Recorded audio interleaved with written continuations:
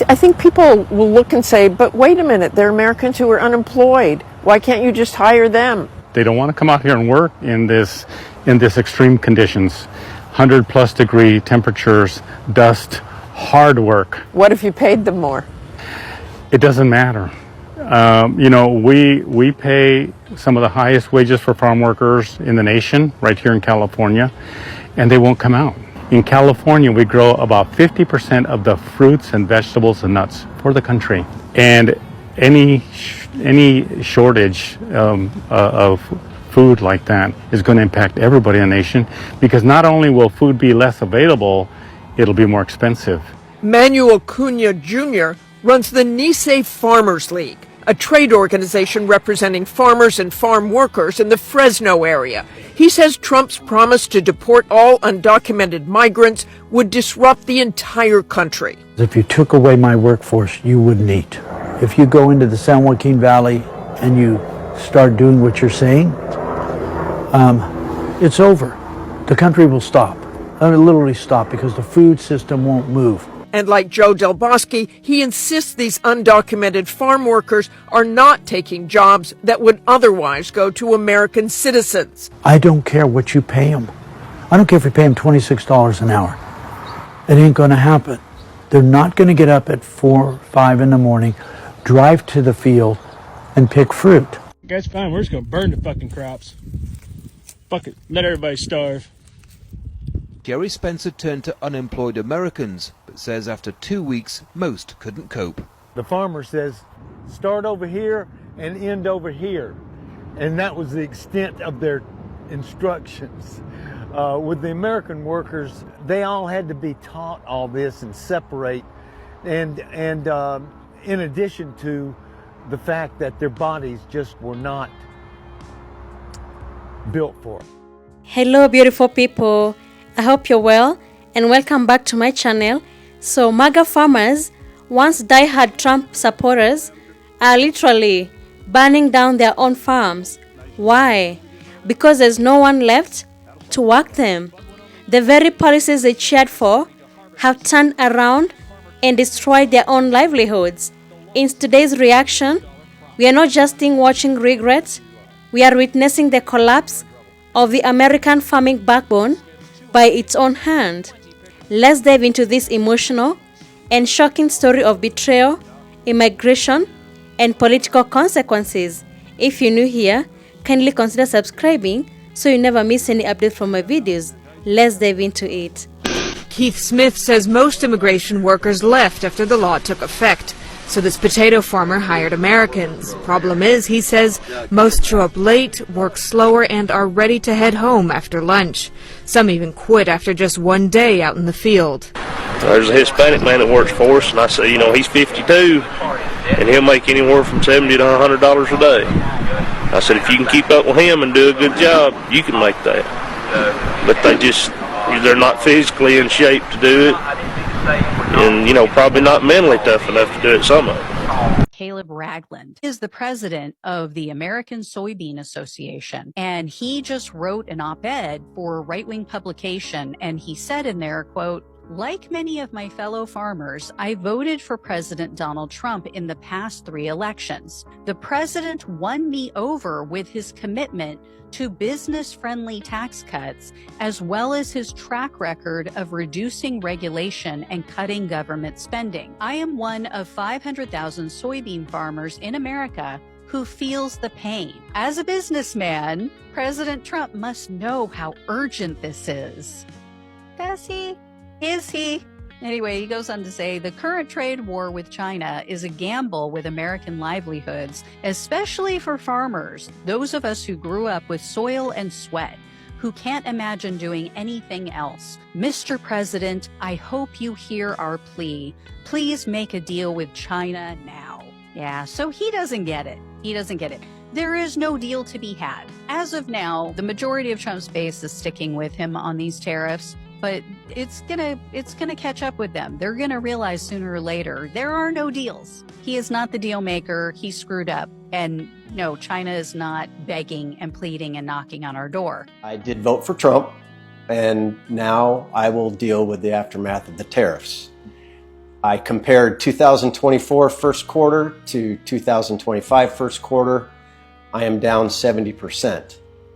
I'm not willing to say that that's due to the decisions of the administration yet, because my business does run in cycles. When it comes to the items that I import directly from China, like the pens, pencils, coffee mugs, keychains, calculators, that's all been affected immediately. I also had a quote for rubber ducks that I was working on, 5,000 rubber ducks. And my unit cost went from below 30 cents to just below 50 cents overnight. Consequently, that order of ducks is on hold. I also have 10,000 poker chips on hold. I have 2,000 hats on hold. This is all merchandise I could be selling right now. Yes, I do have some investments that are down, which is affecting me on the personal side. Now we're not sure which direction we want to go. Trump has already broken his #1 promise to voters that he would bring the cost of foods down. That is just not going to happen. His deportations of immigrants has caused such a huge rippling effect throughout the farm industry that it's caused many laborers who are immigrants to just not show up to work. Many of them have self-deported and gone back to wherever they're from. Going through the fields here in Ventura County, there was no one working. I'm hearing reports that some farmers are saying that 75% of their workforce did not show up to work on Friday. So what does that mean? It means food is going to stay in the vines and rot and go bad. And it means we're going to have a disruption in our food supply chain. So everyone better buckle up, because food's about to shoot up really high. The cost of strawberries, the cost of avocados, the cost of lettuce, the cost of everyday things we eat and take for granted are going to shoot up because there is no one in the fields to pick them. So I hope you all are happy who voted for this man. So this is a message to the MAGA farmers who are losing their farms because of the current administration.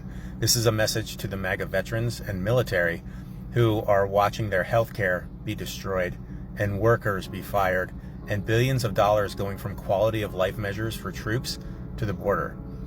This is a message for the MAGA poor who are watching their Medicare and their Medicaid and Social Security getting ready to get chopped. This is a message for all those people who thought things were going to get better. He doesn't fucking care about you.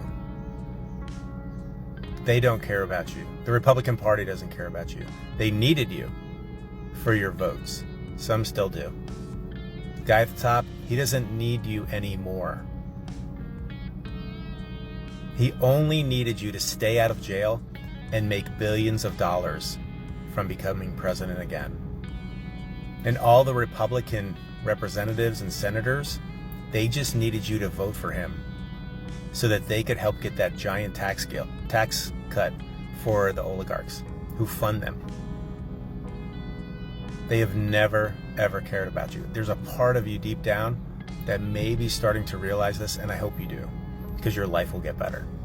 All of these people, if you're living in red states and all of the indicators of quality of life continue to fall, wages don't rise, education continues to fail, and you're led by Republican leadership, the GOP, and it has never gotten better, only worse, while the rich inside your state get more and more corrupt and wealthy. This might be your time to do something about it. I'm just saying, maybe it was all a lie. Maybe they never cared about you and they never will. Just think about that. I tell you what, I think the only people that have fucked around and found out harder than federal employees that voted for Trump is farmers that voted for Trump. This farmer voted for Trump. Now his family farm is barely getting by. The Thomases took a 10% hit when the Trump administration abruptly cut $1 billion from two programs that supplied local produce and meat to schools and food banks across the country. Two things Republicans hate: schools and food banks. Said the financial insecurity makes my depression worse, Jacob said recently. He was trying to remain optimistic, reminding himself it was still earlier in the year. Just because one program went away, there's still plenty of time to pivot. Though the Thomases and many of their neighbors voted for Donald Trump last November, the consequences of this administration's wide-ranging cuts and uncertainty over tariffs have already had a profound impact on this hilly corner of northeast Kansas, one of the hardest hit states for agriculture during Trump's last trade war. says, for many, the pride that they felt when President Trump spoke of his love for farmers in his March 6th address to Congress has given way to a growing sense of helplessness, frustration, and anger. How did you not learn from his first term? It's like people have no memory. Their hate and fear of having a black woman for president could cause them to lose their family farm. And I bet they'd vote for him again if they could. I've had enough. Yeah, I've had enough of this horse shit. I don't give a shit what kind of law you make. I ain't gonna follow it. I ain't paying my taxes this year. I just don't even care. I'm not gonna be ruled by tyrants. I'm done. No taxes. I'm not following your goddamn laws that you make that are arbitrary and unconstitutional. I just ain't doing it. I've had fucking enough of your bullshit. Washington State, Oregon, California, kiss my ass. I ain't following no more laws. No more new laws that don't make no sense. Your little snitch line and all your bullshit you got going on, I'm not doing it. I'm not funding your scams and your NGOs and your fucking bullshit. Your wars, your thieving.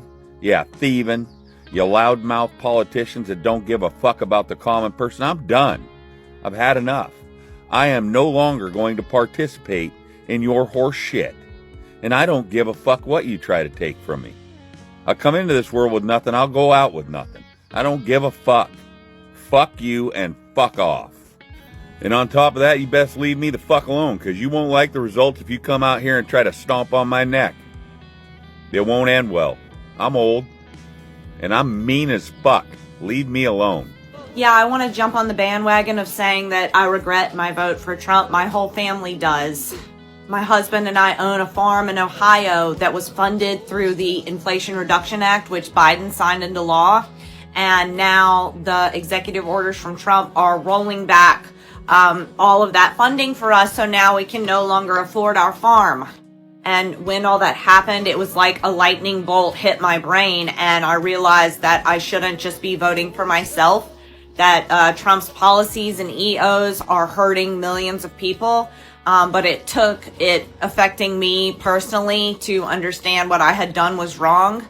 And I think it's really important for anyone to come out who voted for him and is now negatively impacted by the executive orders, or maybe you have friends or family, especially in minority communities, who are being very heavily impacted by what's going on right now. So yeah, I think it's time for us to stop being so selfish maybe and to vote for what's best for the country instead of just in our tiny little bubble, because we're all in the same boat now and we're all equally screwed by our new president. And we were so happy to vote for Trump in all three of his elections. But now they're losing their farm. So now they care. See, this is what's wrong with this country, is that people don't care about others till it affects them. They knew all the messed up stuff he was doing to everyone, but now that it affects them, now they care. I don't want to hear any of this crying from farmers that voted for Trump anymore. Y'all voted for this. Y'all deal with the consequences. Period. I don't understand, MAGA. Why aren't you guys in these fields in Florida? It's super weird. You guys need to get in these fields. This is your dream, not ours, MAGA. Get in these fields and pick the food. I'm so confused where you all are at. You guys are, and believe me, I've done the research. You're all not college educated.